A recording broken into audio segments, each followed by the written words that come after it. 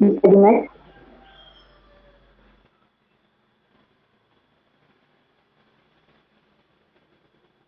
Nah, jadi market risk ini adalah perubahan yang terjadi apakah bunga, kurs, harga aset lainnya yang dapat mempengaruhi aset dan kewajiban perusahaan. Nah, itu berarti perusahaan sedang dihadapkan pada risiko pasar. Nah, risiko ini ada kaitannya dengan regional ekonomi makro ataupun makroekonomi. Nah, risiko ini sering dikatakan tidak bisa dieliminir atau dihilangkan melalui diversifikasi seperti itu. Sekalipun menggunakan diversifikasi yang bagus, namun tetap saja risiko yang disebabkan oleh makro umum dan makroekonomi itu tidak bisa dihilangkan.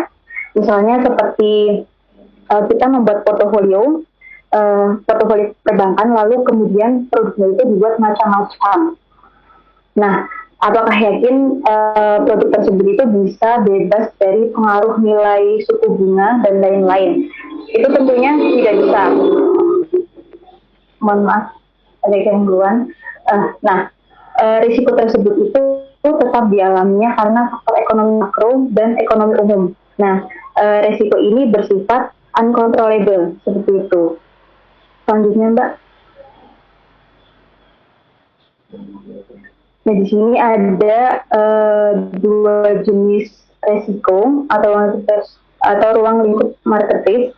Yang pertama ada general market risk dan specific market risk. Untuk general market risk ini adalah risiko yang dialami oleh seluruh perusahaan yang disebabkan oleh suatu kebijakan yang dilakukan oleh lembaga terkait, yang mana kebijakan tersebut itu mampu memberi pengaruh bagi seluruh sektor bisnis. Jadi lembaga terkait itu seperti pemerintahan yang memberikan kebijakan pajak, tingkat suku bunga, dan lain-lain seperti itu. Kemudian ada specific market risk. Nah, specific market risk ini adalah suatu bentuk risiko yang hanya dialami secara khusus pada satu sektor saja atau sebagian bisnis tanpa bersifat menyeluruh. Contohnya adalah ketika ada suatu lembaga penilaian yang mereka mengeluarkan pengumuman tentang reputasi baik maupun reputasi buruk yang sudah diakui publik mengenai perusahaan A, misalnya seperti itu.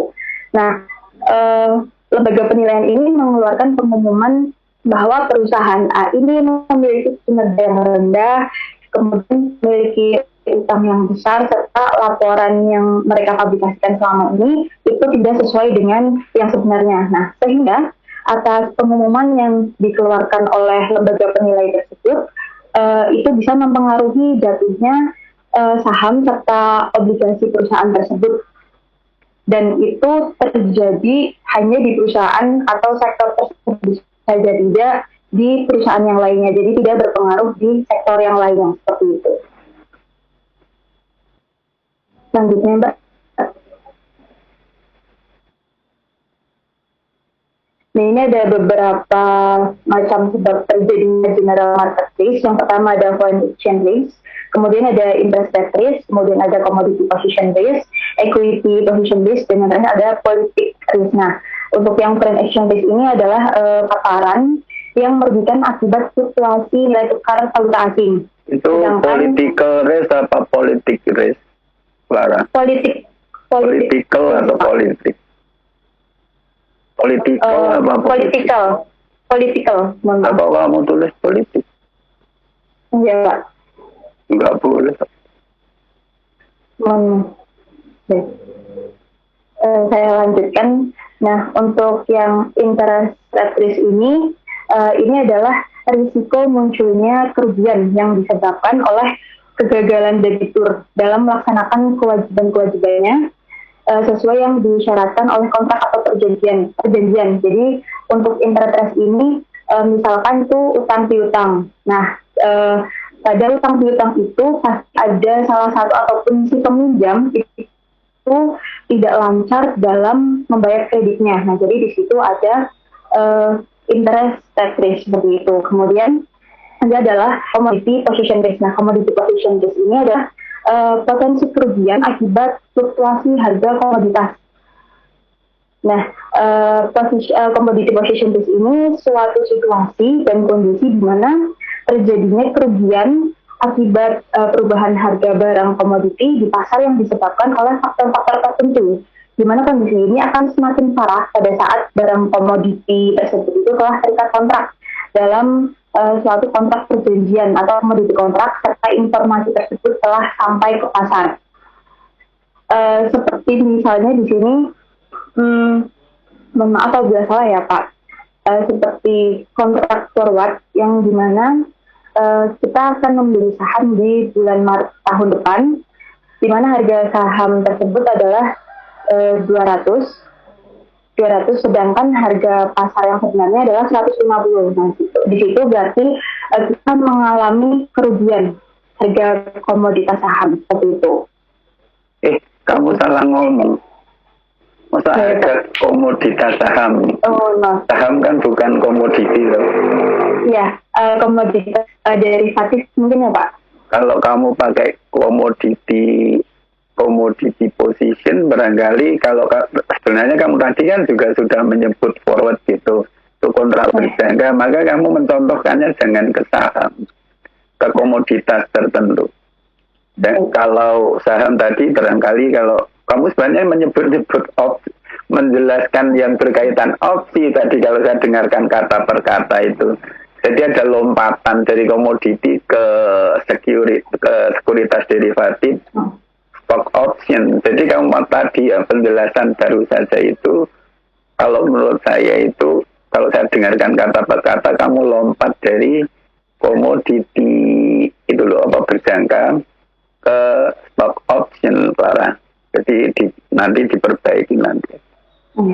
Pokoknya intinya itu tadi ya, misalnya kamu menyebutkan harga-harga komoditinya gimana gitu loh. Inti awal yang waktu kamu sebelum memberikan contoh yang terakhir. Lanjutkan yang ke equity position itu gimana kan? Baik. Nah, untuk yang equity position risk ini adalah risiko perubahan kekayaan, di mana suatu kondisi kekayaan perusahaan atau stock and share ini mengalami perubahan dari biasanya, sehingga perubahan tersebut itu memberi dampak pada keuntungan dan kerugian karyawan.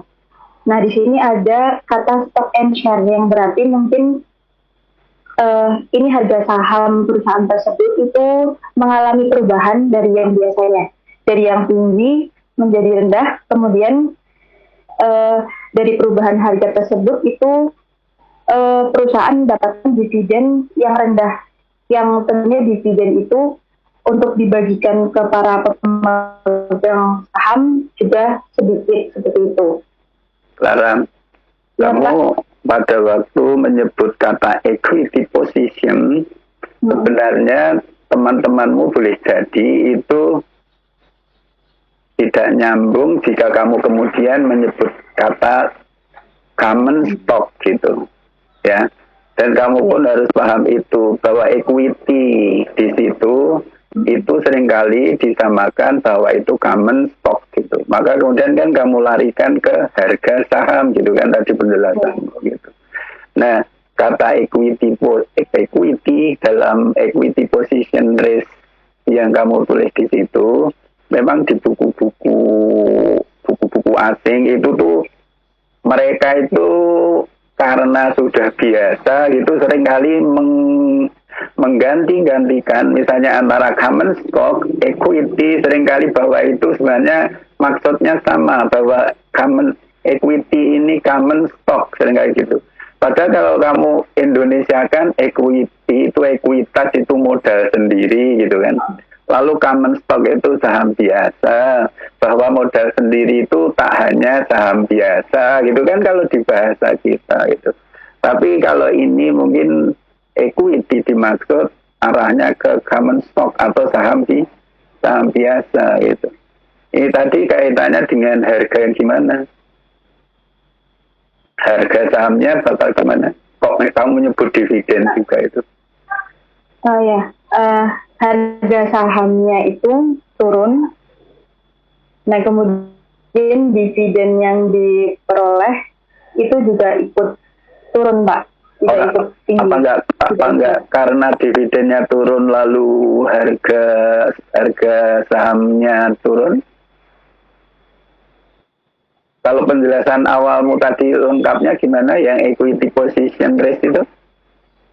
Jadi yang penjelasan awalnya itu equity position risk itu kondisi di mana itu harga saham itu berubah yang dari awalnya tinggi menjadi rendah. Akibat atau menyebabkan akibat dividen yang dibayarkan perusahaan rendah atau menyebabkan dividen yang dibayarkan rendah, Pak? Tadi saya menyebutnya dividen yang dibayarkan rendah. Akibat. Iya, akibat. Kalau akibat kamu benar. Tapi kalau menyebabkan dividen yang dibayarkan, cara berpikirmu kembali loh, Clara. Karena bukan harga saham mempengaruhi dividen, karena dividen itu ditentukan berdasar laba, bukan harga sahamnya. Tapi kalau harga saham itu dipengaruhi oleh perubahan dividen, itu statement yang benar atau secara teoritis benar gitu. Oke, yang political risk gimana? Baik, terima kasih.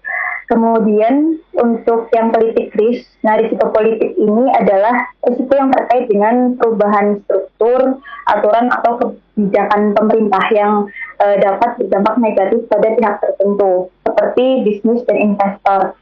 Nah, dampak tersebut itu dapat berupa kehilangan aset, pendapatan investasi, atau kontrol manajerial.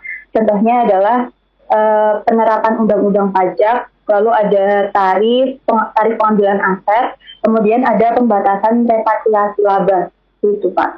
Oke. Masih lagi? Masih ada satu lagi. Mbak. Nah, ini adalah teknik pengukuran risiko pasar, ada menggunakan deviasi standar dan juga VAR. Untuk yang VAR ini ada beberapa macam teknik VAR.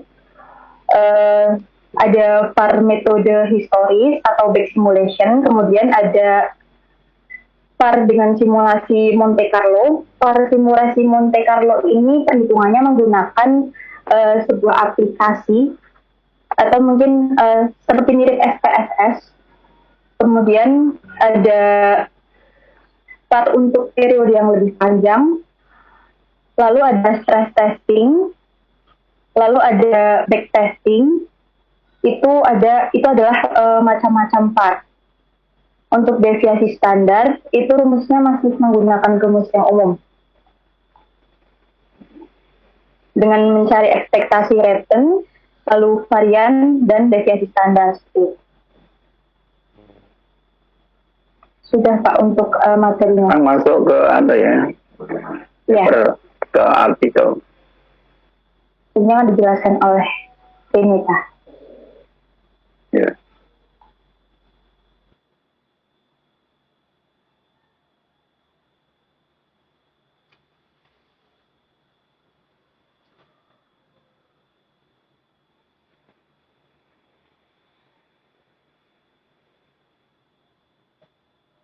Next Mbak di slide 6. Stop.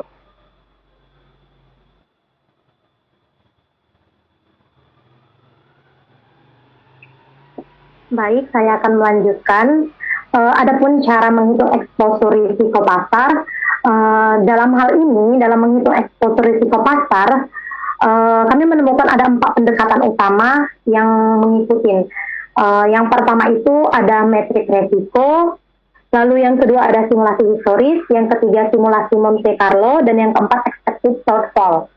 Yang pertama, saya akan bahas metrik risiko. Nah, itu risk metric gitu ya, populernya ya. Iya Pak. Sebenarnya aku lebih familiar kalau itu risk metric. Metrik. Ketimbang metrik risiko. Risk metric ya kan. Risk metric sebenarnya Anda nanti kalau menerangkan itu satu persatu detail, waktumu untuk membahas paper habis. Baik Pak, memang saya tidak menjelaskan secara rinci karena akan dibahas di pembahasan oleh yang membahas, kelompok pembahas. tapi jangan lama-lama. Baik, Pak. Yang pertama ada risk metric. Nah, risk metric ini biasanya digunakan selama penilaian resiko untuk menentukan tingkat resiko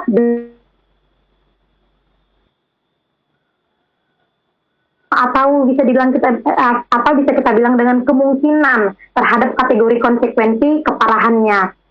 Nah, jadi risk metric ini merupakan mekanisme sederhana untuk meningkatkan visibilitas resiko dan membantu pengambilan keputusan.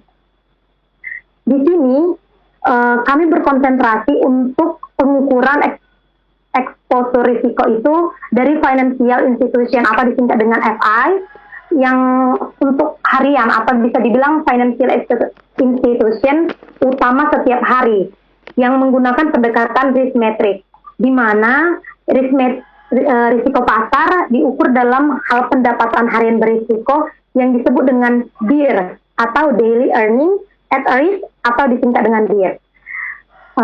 Adapun rumus DER ini atau bisa dibilang dengan bahasa Indonesia pendapatan harian yang berisiko adalah nilai pasar dolar dikali dengan sensitivitas harga dikali sama potensi pergerakan yang merugikan dalam yield.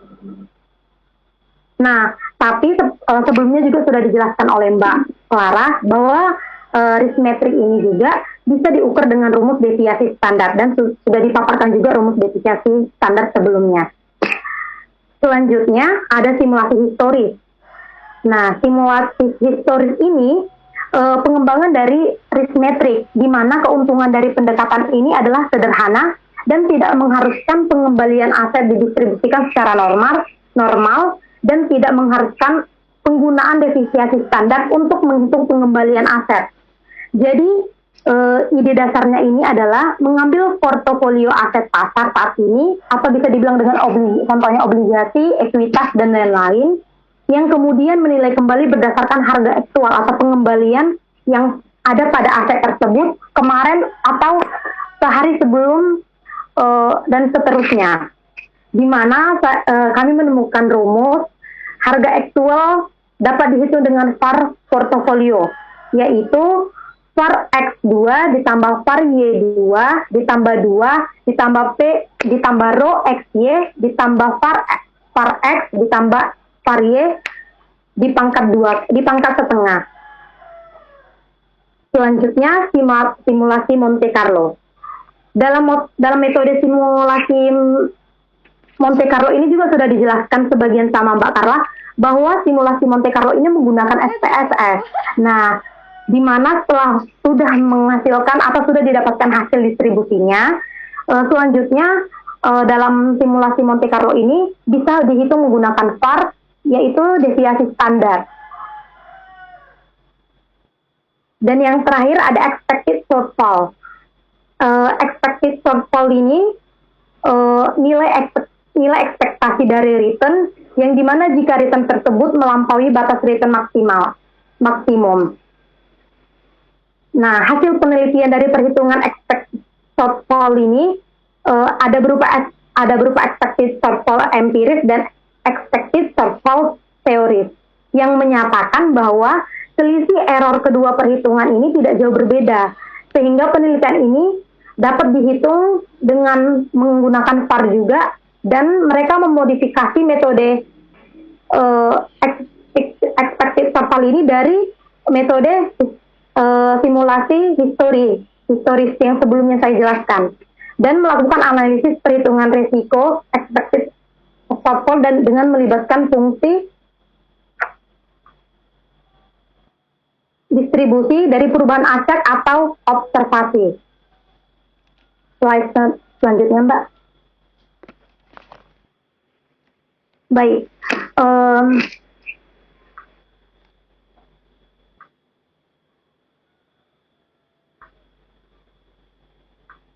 Adapun judul artikel yang kami ambil yaitu Financial Market Risk dan Macroeconomic Stability Variables, Dynamic Interaction and Feedback Effect.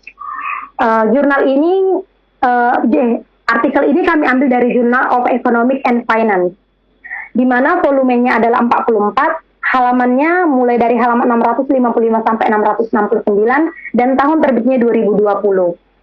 Slide selanjutnya, Mbak. Penulisnya adalah Agnieszka M. Kosmik, Grabowska, dan Lukan T. Orlowski. Tujuan penelitian tersebut untuk menyelidiki interaksi dinamis dan efek umpan balik antara risiko pasar keuangan yang diproyeksikan oleh VIX atau kita bisa dibilang dengan volatilitas indeks pasar keuangan dan variabel stabilitas makroekonomi utama yang mencakup tingkat pengangguran, inflasi headline, dan ekspektasi inflasi berbasis pasar yang dicerminkan oleh inflasi impas. Selanjutnya, Mbak.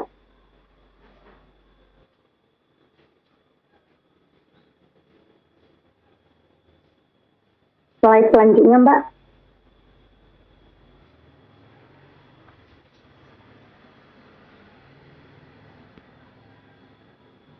Adapun subjek penelitian kami, maaf Pak. Adapun subjek penelitian dari artikel yang kami baca merupakan didasarkan pada data bulanan AS yang tersedia tentang VIX, tingkat pengangguran sipil, tingkat inflasi tahun ke tahun CPI dan BIS 5 tahun serta 10 tahun.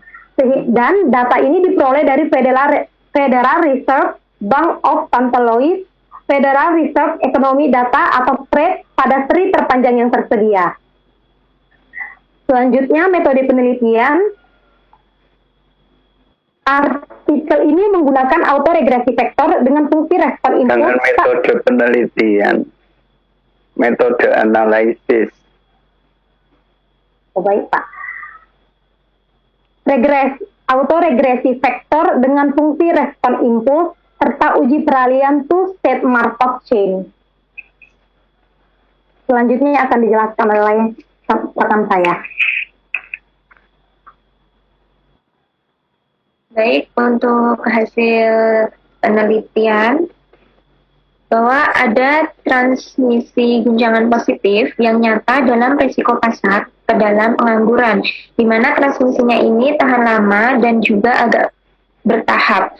Nah, anunya hasil yang berupa itu loh, karena ada gambar, ada tabel, itu masuk orang bapak ya itu. Apa namanya? Farah dan kawan-kawan, Melina ya. ya Pak. Ini loh gini, coba punyamu kamu stop duluan, coba saya tak tunjukin, nanti mungkin terus biar dibahas teman-teman.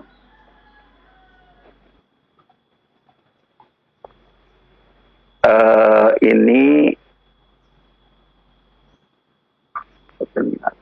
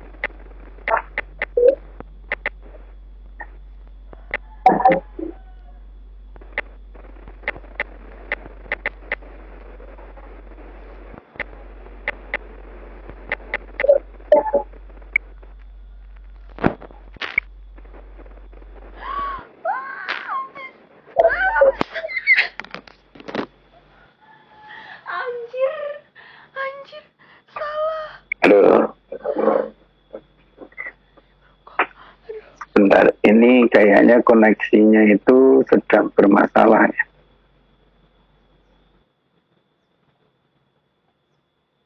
Kenapa dia nggak santai aja? Dari kalian nampak? Belum, Pak. Belum, Pak. Ya memang ya koneksinya itu kayaknya bermasalah dari tadi. Setelah saya ulangi gitu, ini di stop ya nggak mau, ditunggu-tunggu ya nggak segera ini siap, nggak segera ready gitu. Saya cuma ingin menunjukkan, saya kan tadi bilang juga menyiapkan PowerPoint gitu. Dan saya tadi juga bilang kalau punya aku aja nggak rampung gitu. Jadi kalau mempresentasikan satu paper tidak hanya seperti itu tadi. Dan nanti nggak bisa diikutin itu. Loh kok bisa bilang begini, dasarnya apa. Data nggak ditunjukin, kita biasa ngomong terus tanpa data nanti. Ya yang baik itu ngomong itu ada datanya, ada fakta, ada bukti. Jadi jangan sukan terocos ya. Ngomong terocos nggak ada data itu nggak penting. Karena orang-orang rasional akan menolaknya. Memang dasarnya apa ngomong gitu, aku nggak percaya orang rasional, orang logik itu akan.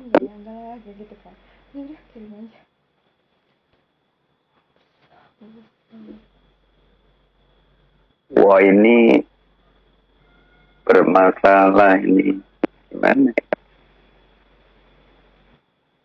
Di stop nggak mau, ditunggu-tunggu persiapan dari nggak mau. Ini bingung nih. Kalau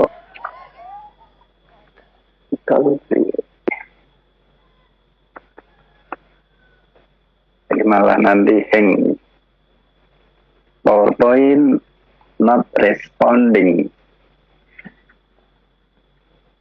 Coba lift dulu, Pak. Mau